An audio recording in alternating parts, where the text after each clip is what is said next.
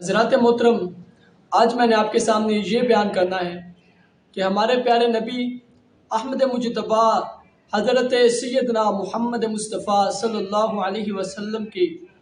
خاص خدام کتنے تھے، جو آپ کے خاص خادم تھے وہ کتنے تھے، اور آپ کے جو خاص محافظین تھے وہ کتنے تھے، اور کاتبین قرآن کتنے تھے جن کو نبی پاک علیہ السلام نے قرآن پاک لکھنے کے لیے رکھا ہوا تھا، اور آپ کے مؤذنین کتنے تھے جو اذانیں دیتے تھے، اور آپ کے شعراء کتنے تھے جو نبی پاک علیہ السلام کی نعتیں لکھا اور پڑھا کرتے تھے۔ پہلے میں آپ نبی پاک علیہ السلام کے خاص خدام کے متعلق بیان کرتا ہوں۔ اماموں نے نبی پاک علیہ السلام کے جو خاص خادم تھے ان کی تعداد 12 لکھی ہے۔ سب سے پہلے حضرت سیدنا انس بن مالک رضی اللہ تعالیٰ عنہ، دوسرے حضرت ربیعہ بن کعب اسلمی، ان کا ذکر بخاری شریف میں بھی موجود ہے۔ تیسرے حضرت ایمن بن ام ایمن، یہ جو ام ایمن تھی حضور علیہ السلام کی خادمہ، ان کی وجہ سے ام ایمن کہا جاتا تھا، یعنی ایمن کی ماں۔ چوتھے حضرت عبداللہ بن مسعود رضی اللہ تعالیٰ عنہ، پانچویں حضرت عقبہ بن عامر رضی اللہ تعالیٰ عنہ، چھٹے حضرت اصلع بن شریک رضی اللہ تعالیٰ عنہ، ساتویں حضرت سیدنا ابو ذر غفاری رضی اللہ تعالیٰ عنہ، آٹھویں حضرت مہاجر، نویں حضرت حنین، دسویں حضرت نعیم بن ربیعہ اسلمی رضی اللہ تعالیٰ عنہ، گیارہویں حضرت ابو اسما، اور بارہویں حضرت ابو الحمرہ رضی اللہ تعالیٰ عنہ۔ یہ تھے نبی پاک علیہ السلام کے خاص خادمین۔ اب میں آپ کے جو خاص محافظین تھے، آپ کی حفاظت کرنے والے تھے، ان کے متعلق بیان کرتا ہوں۔ امامہ نے ان کی تعداد 10 لکھی ہے کہ نبی پاک علیہ السلام کے جو خاص محافظین تھے وہ 10 تھے۔ سب سے پہلے حضرت سیدنا ابو بکر صدیق رضی اللہ تعالیٰ عنہ، دوسرے حضرت سعد بن معاذ،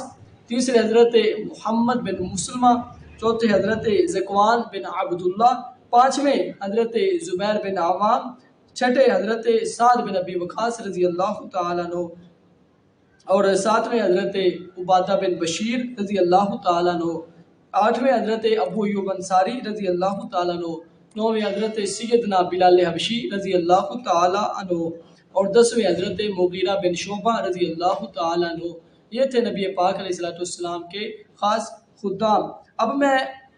کاتبین قرآن کے متعلق بیان کرتا ہوں جن کو نبی پاک علیہ السلام نے قرآن مجید لکھنے کے لیے رکھا ہوا تھا، ان کی تعداد کتنی تھی اور ان کے نام کتنے تھے۔ اماموں نے ان کی تعداد 14 لکھی ہے۔ سب سے پہلے حضرت سیدنا ابو بکر صدیق رضی اللہ تعالیٰ عنہ، دوسرے حضرت سیدنا عمر فاروق رضی اللہ تعالیٰ عنہ، تیسرے حضرت سیدنا عثمان غنی رضی اللہ تعالیٰ عنہ، چوتھے حضرت مولا علی شیر خدا رضی اللہ تعالیٰ عنہ، پانچویں حضرت طلحہ بن عبید رضی اللہ تعالیٰ عنہ، چھٹے حضرت سعد بن ابی وقاص رضی اللہ تعالیٰ عنہ، ساتویں حضرت زبیر بن عوام رضی اللہ تعالیٰ عنہ، آٹھویں حضرت عامر بن فہد رضی اللہ تعالیٰ عنہ، نویں حضرت ثابت بن قیس رضی اللہ تعالیٰ عنہ، دسویں حضرت حنظلہ بن ربیع رضی اللہ تعالیٰ عنہ، اور گیارہویں حضرت زید بن ثابت رضی اللہ تعالیٰ عنہ، بارہویں حضرت ابی بن کعب رضی اللہ تعالیٰ عنہ، تیرہویں حضرت سیدنا امیر معاویہ پاک رضی اللہ تعالیٰ عنہ، اور چودہویں حضرت سیدنا ابو سفیان رضی اللہ تعالیٰ عنہ۔ یہ تھے قرآن پاک کو لکھنے والے جن کو نبی پاک علیہ السلام نے قرآن مجید لکھنے کے لیے رکھا ہوا تھا۔ اب میں آپ کے شعراء کے متعلق بیان کرتا ہوں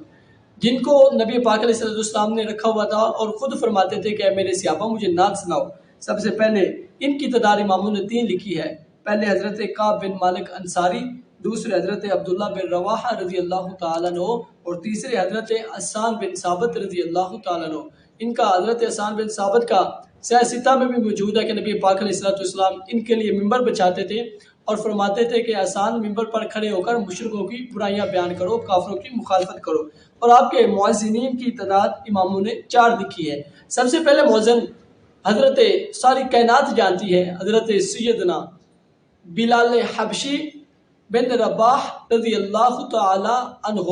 دوسرے حضرت عبداللہ ابن مکتوم، یہ نبیین صحابی تھے، تیسرے حضرت سعد بن عائز جن کو سعد کرز بھی کہا جاتا ہے، اور چوتھے حضرت ابو محذورہ رضی اللہ تعالیٰ عنہ۔ یہ جو حضرت عبداللہ بن مکتوم تھے یہ مسجد نبوی کے مؤذن تھے، اور حضرت سعد بن عائز یہ مسجد قباء کے مؤذن تھے۔ حضرت ابو محذورہ یہ مکہ مکرمہ کی مسجد حرام کے مؤذن تھے۔